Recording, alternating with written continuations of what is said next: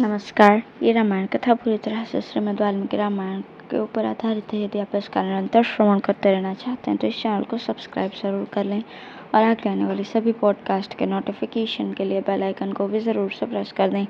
अब हम सुनेंगे 72वां सर्ग, भरत का कैकेयी के भवन में जाकर उसे प्रणाम करना, उसके द्वारा पिता के परलोकवास का समाचार पाकर दुखी होना और विलाप करना तथा श्री राम के विषय में पूछने पर कैकेयी द्वारा उनका श्री राम के वनगमन के वृत्तांत से अवगत होना। तदंतर पिता के घर में पिता को न देखकर भरत माता का दर्शन करने के लिए अपनी माता के महल में गए। अपने प्रदेश गए हुए पुत्र को घर आया देख उस समय कैकेयी हर्ष से भर गई और अपने सुवर्णमय आसन को छोड़कर उछलकर खड़ी हो गई। धर्मात्मा भरत ने अपने उस घर में प्रवेश करके देखा कि सारा घर श्रीहीन हो रहा है। फिर उन्होंने माता के शुभ चरणों का स्पर्श किया। अपने यशस्वी पुत्र भरत को छाती से लगाकर कैकेयी ने उनका मस्तक सूंघा और उन्हें पास बिठाकर पूछना आरंभ किया, पुत्र, तुम्हें अपने नाना के घर से चले आज कितनी रातें व्यतीत हो गईं? तुम रथ के द्वारा बड़ी शीघ्रता के साथ आए हो। रास्ते में तुम्हें अधिक थकावट तो नहीं हुई? तुम्हारे नाना सकुशल तो है ना? तुम्हारे मामा युधाजीत तो कुशल से हैं? पुत्र, जब तुम यहाँ से गए थे तब से लेकर अब तक सुख से रहे हो ना? ये सारी बातें मुझे बताओ। कैकेयी के इस प्रकार प्रियवाणी में पूछने पर दशरथ नंदन कमल नयन भरत ने माता को सब बातें बताई। वे बोले, माता, नाना के घर से चले मेरी ये 7वीं रात बीती है। मेरे नाना श्री और मामा युधाजीत भी कुशल से हैं। शत्रुओं को संताप देने वाले कैकेयी नरेश ने मुझे जो धन रत्न प्रदान किए हैं उनके बाहर से मार्ग में सब वाहन थक गए थे, इसलिए मैं राजकीय संदेश लेकर गए हुए दूतों के जल्दी मचाने से यहाँ पहले ही चला आया हूँ। अच्छा माता, अब मैं जो कुछ पूछता हूँ उसे तुम बताओ। ये तुम्हारी सैया सुवर्ण भूषित पलंग इस समय सूना है, इसका क्या कारण है? ये महाराज के परिजन आज प्रसन्न क्यों जान नहीं पड़ते? महाराज प्रायः माता जी के ही महल में रहा करते थे, किंतु आज मैं उन्हें यहाँ नहीं देख रहा हूँ। मैं उन्हीं का दर्शन करने की इच्छा से यहाँ आया था। मैं पूछता हूँ, बताओ, पिताश्री कहाँ है? मैं उनके पैर पकड़ूंगा। अथवा बड़ी माता कौशल्या के घर में तो वे नहीं हैं? कैकेयी राज्य के लोभ से मोहित हो रही थी। वो राजा का वृत्तांत न जानने वाले भरत से उस घोर अप्रिय समाचार को प्रिय सा समझती हुई इस प्रकार बताने लगी, पुत्र, तुम्हारे पिता महाराज दशरथ बड़े महात्मा, तेजस्वी, यज्ञशील और सत्पुरुषों के आश्रयदाता थे। एक दिन समस्त प्राणियों की जो गति होती है उसी गति को वे भी प्राप्त हुए हैं। भरत धार्मिक कुल में उत्पन्न हुए थे और उनका हृदय शुद्ध था। माता की बात सुनकर वे पितृशोक से अत्यंत पीड़ित होकर सहसा पृथ्वी पर गिर पड़े और हाय मैं मारा गया इस प्रकार अत्यंत दीन और दुखमय वचन कहकर रोने लगे।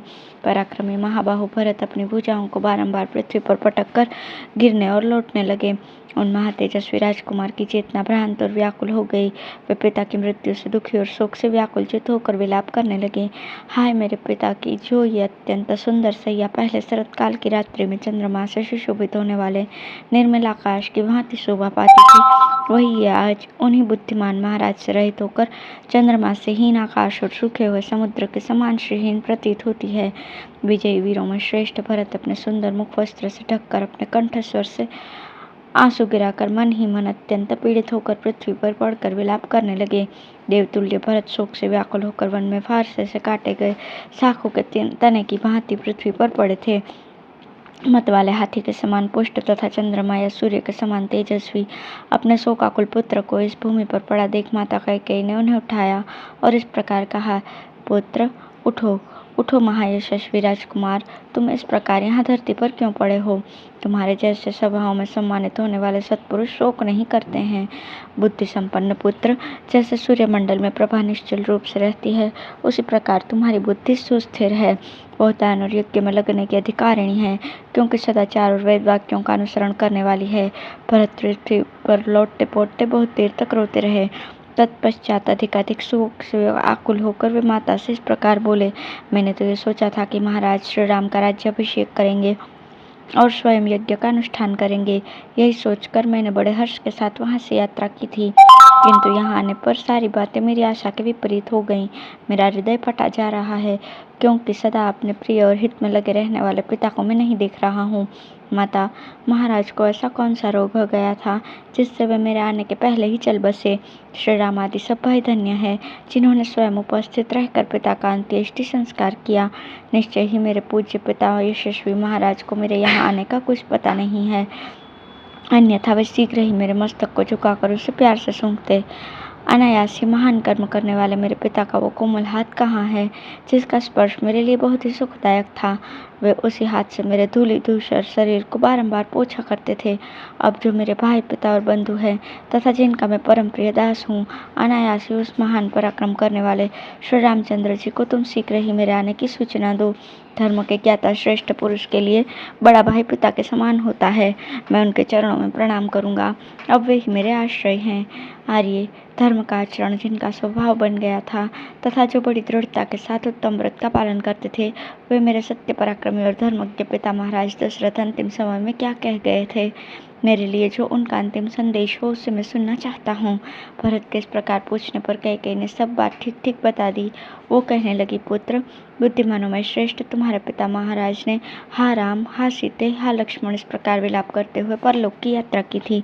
जैसे पासों से बंधा हुआ महान गज विवश हो जाता है, उसी प्रकार काल धर्म के वशीभूत हुए तुम्हारे पिता ने अंतिम वचन इस प्रकार कहा था, जो लोग सीता के साथ पुनः लौट कर आए हुए महाबाहु श्री राम और लक्ष्मण को देखेंगे वही कृतार्थ होंगे। माता के द्वारा ये दूसरी अप्रिय बात कही जाने पर भरत और भी दुखी हुए।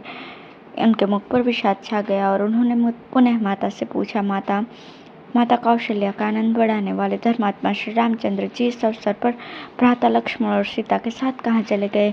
इस प्रकार पूछने पर उनकी माता कैकेयी ने एक साथ ही प्रिय बुद्धि से वो अप्रिय संवाद यथोचित रीति से सुनाना आरंभ किया। पुत्र, राजकुमार श्री राम वल्कल वस्त्र धारण करके सीता के साथ दंडकारण्य में चले गए हैं। लक्ष्मण ने भी उन्हीं का अनुसरण किया है। यह सुनकर भरत डर गए। उन्हें अपने भाई के चरित्र पर शंका हो आई। अपने वंश की महत्ता का स्मरण करके वे कैकेयी से इस प्रकार पूछने लगे, माता, श्री राम ने किसी कारणवश ब्राह्मण का धन तो नहीं हर लिया, किसी निष्पाप धनी या दरिद्र की हत्या तो नहीं कर दी, राजकुमार श्री राम का मन किसी पराई स्त्री की ओर तो नहीं चला गया, किस अपराध के कारण भ्राता श्री राम को दंडकारण्य में जाने के लिए निर्वासित कर दिया गया है। तब चपल स्वभाव वाले भरत की माता कैकेयी ने उस विवेक शून्य चंचल नारी स्वभाव के कारण ही अपनी करतूत को ठीक ठीक बताना आरंभ किया। महात्मा भरत के पूर्वोक्त रूप से पूछने पर व्यर्थ ही अपने को बड़ी विदुषी मानने वाली कैकेयी ने बड़े हर्ष में भरकर कहा, पुत्र, श्री राम ने किसी कारणवश किंचित मात्र भी ब्राह्मण के धन का अपहरण नहीं किया, किसी निरपराध धनी या दरिद्र की हत्या भी उन्होंने नहीं की। श्री राम कभी किसी पराई स्त्री पर दृष्टि नहीं डाल सकते। पुत्र, मैंने सुना था कि अयोध्या में श्री राम का राज्याभिषेक होने जा रहा है।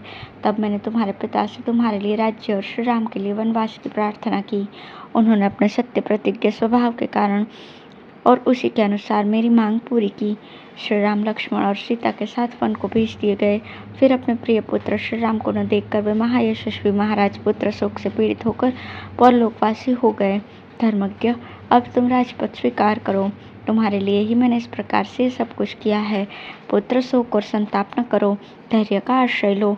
अब ये नगर और निष्कंटक राज्य तुम्हारे ही अधीन है। अतः वत्स, अब विधि विधान के ज्ञाता वशिष्ठ आदि प्रमुख ब्राह्मणों के साथ तुम उदार हृदय वाले महाराज का अंत्येष्टि संस्कार करके इस पृथ्वी के राज्य पर अपना अभिषेक कराओ। इस प्रकार श्री वाल्मीकि निर्मित आर्ष रामायण आदि काव्य के अयोध्या कांड में 72वां सर्ग पूर्ण हुआ। धन्यवाद।